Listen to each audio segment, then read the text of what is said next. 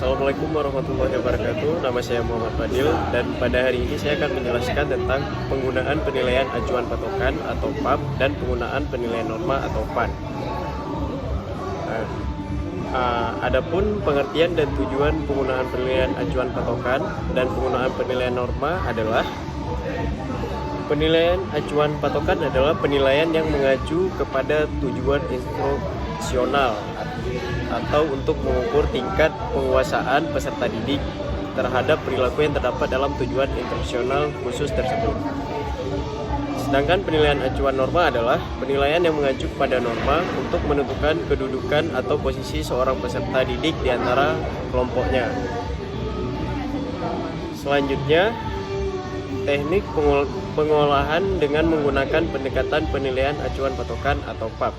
Nah, di dalam penilaian acuan patokan ini pertama-tama harus dipahami bahwa penilaian beracuan kriterium ini mendasarkan asumsi bahwa yang pertama adalah hal-hal yang harus dipelajari oleh tester atau murid, siswa atau mahasiswa adalah mempunyai struktur hierarkis tertentu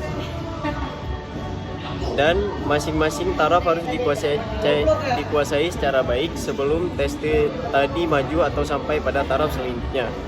Dan yang kedua, hal-hal yang harus dipelajari oleh tester atau murid, siswa atau mahasiswa adalah mempunyai struktur hierarkis tertentu dan masing-masing taraf harus dikuasai secara baik sebelum tes tadi maju atau sampai pada taraf selanjutnya. Nah, patokan ataupun tolak ukur penilaian adalah penilaian yang dilakukan secara berkala sepanjang tahun ajaran, khususnya SD, sekali selama urutan kurikulum, untuk mengevaluasi pengetahuan dan keterampilan siswa relatif terhadap eksplisit seperangkat tujuan pembelajaran jangka panjang. Desain dan pilihan penilaian tolak ukur didorong oleh tujuan pos, penggunaan yang dituju, dan penggunaan instrumen. Penilaian tolak ukur dapat menginformasikan kebijakan instruksional, perencanaan, dan pengambilan keputusan di tingkat kelas, sekolah, atau distrik. Selanjutnya, tolak ukur dari penilaian beroperasi paling baik ketika dilihat sebagai salah satu komponen dari sistem penilaian yang seimbang, dirancang secara eksplisit untuk menyediakan data berkelanjutan yang diperlukan untuk melayani peningkatan berkelanjutan yang diperlukan untuk melayani pendidikan distrik, sekolah, kelas, dan kebutuhan. National Research Council atau NRC mendefinisikan sistem penilaian kualitas sebagai salah satu yang pertama koheren, yang kedua kompresif, dan yang ketiga berkesinambungan. Selanjutnya, teknik dan prosedur pengolahan data dengan penilaian acuan norma. Adapun teknik-teknik pengolahan data dengan pendekatan PAN adalah sebagai berikut. Nah, yang pertama, penyusunan distribusi frekuensi.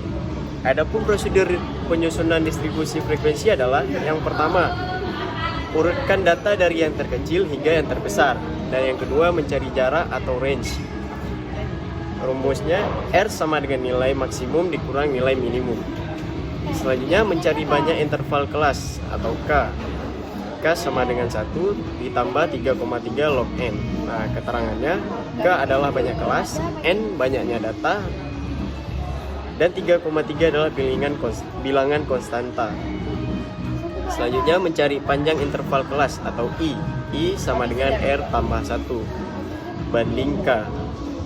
Adapun I itu adalah panjang interval kelas, sedangkan R range dan K banyaknya kelas. Yang kedua, menghitung rata-rata atau mean.